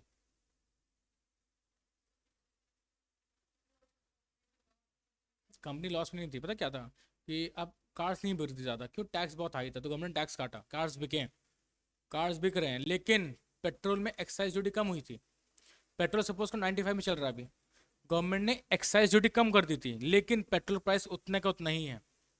पहले एक्साइज ड्यूटी 13 रुपये लगती थी क्रूड ऑयल पे, अब वो 13 से 3 रुपये हो गई है, 10 रुपये डिफरेंस हो चुका है, लेकिन स्टिल अभी भी 95 में हमें मिल रहा है पेट्रोल। तो ये सब चीज़ को नोटिस नहीं कर रहा आजकल, ये भी इम्पैक्ट करता है हमारे पे, एज अ कंज्यूमर पे। ठीक है। ठीक है, ये क्लियर है कंज्यूमर्स क्यों जरूरी है। Researchers all are also interested in accounting of the interpretation. Researchers कौन होते हैं? जो यूट्यूब पे बैठे हैं बहुत सारे, जो ज्ञान देते हैं बहुत ज़्यादा। क्या देते हैं कि भाई ये कंपनी ऐसी, ये कंपनी ऐसी, इसमें पैसा लगाओ, उसमें पैसा लगाओ, उसमें पैसा लगाओ। वो रिसर्चर होते हैं जो पता करते हैं कि कंपनी कौन अच्छी है तो आप इसमें इन्वेस्ट कर सकते हो। कभी आप गूगल चेक करना तो लिखना कि best companies to invest in equity, तो बहुत सारे वीडियोस आएंगे, सब बताएंगे ये कंपनी ऐसी, ये कंपनी ऐसी है। तो कैसे पढ़ाएंगे? वो उन कंपनी से अकाउंट्स दिखाते हैं कि जो कंपनी ये प्रॉफिट क्या, अपनी ये प्रॉफिट क्या, ऐसे दिखाते हैं। क्लियर? हाँ, पर याद रखना अकाउंट्स प्राइवेट कंपनी को जरूरी नहीं होता है अकाउंट्स पब्लिश करना। हाँ, अकाउंट्स सप्लाई करती है अकाउंट डेटा किसको? अपनी इन सबको जो हमने पढ़ा ना, इन सबको देती है। कंपनी के ऊपर होता है, चाहे तो प्रिंट करा सकती है, लेकिन पब्लिक कंपनीज में, गवर्नमेंट कंपनीज को प्रिंट करना जरूरी होता है। क्यों रिस्की है? आपको पैसा चाहिए ना, आपको इन्वेस्टमेंट चाहिए ना, तो इन्वेस्टमेंट कहाँ से लाओगे? अब आपको पर्सनली जानता है नहीं, आपको जानेगा तो थ्रू अकाउंट्स ना, तो इसलिए ज़रूरी है। ठीक है, और कोई डाउट? अब बता रिसर्च स्कॉलर्स, इसकी जरूरत नहीं है, पर हम पढ़ लेते वही जो बताया। स्कॉलर्स कौन होते हैं? देखो, accounting information being a mirror of the financial performance of the business organisation is of immense value to the research scholars who want to make a study into the financial operations of the particular firm. As such study needs detailed accounting information related to the purchase, sales, expense, cost of material used, current assets, current liabilities, fixed assets, ये सब आप पढ़ोगे। मतलब simple सी बात है, मेरे को कोई बिजनेस स्टार्ट करना है, मेरे को कोई बिजनेस के बारे में पढ़ना है, तो मैं कैसे पढ़ूंगा? बिजनेस के अंदर जाके कैसे? जब आप 11th-12th में जाओगे, या फिर 11th में मे बी आपको कहीं भी विजिट करा गया, किसी कंपनी में आपको विजिट कराया जाएगा, तब वहाँ पे क्यों जाओगे? वहाँ पे देखने जाते हो कि क्या जो आप पढ़ रहे हो, क्या वो प्रैक्टिकली में अप्लाई हो रहा है कि नहीं हो रहा है। आप मतलब कोई सा आपको बिजनेस करना है, स्टार्ट करना है, तो बिजनेस को बिना जाने आप बिजनेस नहीं कर सकते हो। तो इसलिए ये सब जरूरी है। वो कहलाते हैं रिसर्च स्कॉलर्स। कुछ होते हैं जो बिजनेस में इंटरेस्टेड होते हैं, कुछ लोग चाहते हैं कि उस बिजनेस को कैसे करना है, उस करने का तरीका जान जाए, तो उसको बोलते हैं लोग बिजनेस स्कॉलर्स। ठीक है, क्लियर है? अब ये हो गया, अब ये क्लियर यहाँ तक। यूजर्स कौन है, आपको कम से कम 4 याद रखना है। ठीक है, अब आता है word types of accounting. Accounting types हैं, ठीक है, क्या क्या टाइप्स हैं वो देखते हैं हम लोग। इसको पढ़ाऊंगा, बस इसको क्लियर करूंगा। ठीक है, अभी है टाइम, थोड़ा सा टाइम है, फिर मैं इसको आज अपलोड कर दूंगा, फिर से भी गो थ्रू कर लेना। चलो, अब ये बता दो टाइप्स ऑफ अकाउंटिंग क्या होती है। अभी हमने अकाउंटिंग पढ़ रहे हैं, जो हम अकाउंटिंग पढ़ रहे हैं that is called financial accounting. The book पे नाम भी है हमारा, फाइनेंशियल अकाउंटिंग कहलाता है। ये देखा है नहीं? ये जो हम बुक कर रहे हैं ना, इसको बोलते हैं फाइनेंशियल अकाउंटिंग, जो हम पढ़ रहे हैं, ये जो बुक्स पढ़ते हैं। फाइनेंशियल अकाउंटिंग स्टार्ट होता है जनरल वाउचर से, एंड होता है बैलेंस शीट पे। ठीक है, हम वो पढ़ रहे हैं अभी जो हम पढ़ रहे हैं। पर अब ये कौन सा अकाउंटिंग है? That is called cost accounting. Cost accounting का मतलब क्या है? हम यहाँ पे कॉस्ट चेक करते हैं। कॉस्ट मतलब कितना खर्चा हम कर रहे हैं गुड्स बनाने के लिए, that is called cost accounting. पता है, इसके लिए एक पढ़ाई होती है, that is called CMA, cost management, ये पढ़ाई है। अब इसमें हम क्या देखते हैं? In the view of the limitations of the financial accounting in respect of the information related to the cost of the individual product, एक प्रोडक्ट का कितना कॉस्ट लग रहा है। Cost accounting was developed, it is a that branch of accounting which is concerned with the accumulation and assignments of the historical cost to units of product and departments, primarily for the purpose of the valuation of stock and measurement of the profits। ठीक है, क्यों जरूरी cost जानना आपको? देखो, 2 word होते हैं, एक वर्ड होता है कॉस्ट, एक वर्ड होता है रेवेन्यू। ठीक, अब इसमें बच्चे बहुत ज्यादा कंफ्यूज क्या होता है, सुनो। रेवेन्यू मतलब, देखो कॉस्ट मतलब, मान लो आपने एक मार्कर, ये जो मार्कर है, इस मार्कर को मैंने बनाया सपोज करो 15 रुपीज का। ठीक, अब इस कॉस्ट में क्या क्या ऐड है, सुनो। इसमें मेरे लेबर का खर्चा भी ऐड है, मेरे मशीन का खर्चा भी ऐड है, इस 15 रुपए में सारा। ठीक है, यूनिट से बढ़ता है, ये एक यूनिट है। ऐसे करके मैंने लाखों करोड़ों बनाए होंगे मार्कर्स, पर मैं एक यूनिट की बात कर रहा हूँ कि इस 15 रुपए में मेरा लेबर खर्चा भी ऐड है, मशीन खर्चा ऐड है, ट्रांसपोर्ट है, सब कुछ ऐड है इसमें। पर जब मैं इसको मार्केट में बेचता हूँ, तो मैं इसको बेचता हूँ 25 रुपए में। मैंने क्या किया? 15 में बनाया, 25 में बेच रहा हूँ, 10 पे एक्स्ट्रा बेच रहा हूँ, तो ये 10 रुपए क्या है हमारा? Profit, income. प्रॉफिट है, इनकम बोल दो, ये प्रॉफिट हमारा। ठीक है, तो जो अब हम बोलेंगे रेवेन्यू माइनस कॉस्ट, तो 25 माइनस 15, आंसर है हमारा 10। 10 रुपए हमारे हर एक पेन पे प्रॉफिट कमा रहे हैं, एक पे। ऐसे लाखों पेन्स होंगे, मार्कर्स होंगे, तो इसलिए हमें कॉस्ट जाना जरूरी है। अगर आप कॉस्ट नहीं पता चलेगा, इनकम क्या, प्रॉफिट कैसे निकालोगे? जैसे मान लो मैं यहाँ कोचिंग चला रहा हूँ, अगर मुझे पता ना हो कि मैं जो यहाँ पे ये सब यूज़ कर रहा हूँ, उससे खर्चा कितना जा रहा है, तो मैं क्या एसेडिट कर पाऊंगा कि मैं प्रॉफिट में लॉस में हूँ? तो इसलिए ज़रूरी था कॉस्ट का भी जानना। तो उसके लिए एक अलग टर्म बनाएंगे, अलग पढ़ाई बनाई गई, कॉस्ट अकाउंटिंग। ठीक है, अब cost accounting seeks the ascertain the cost of unit product. देखो याद आया, यूनिट प्रोडक्ट में एक प्रोडक्ट प्रोड्यूस की बात कर रहा है, एक मार्केट की बात कर, यूनिट प्रोड्यूस एंड सोल्ड और the service rendered by the business unit with the view of exercising control over these costs to assess profitability and efficiency of the enterprise. It involves an estimation of future costs to be incurred based on the data provided by the financial accounting. अब सुनो, मतलब मैं नया नया business start किया, मैंने ये सब यूज़ कर रहा हूँ, मार्कर्स बना रहा हूँ।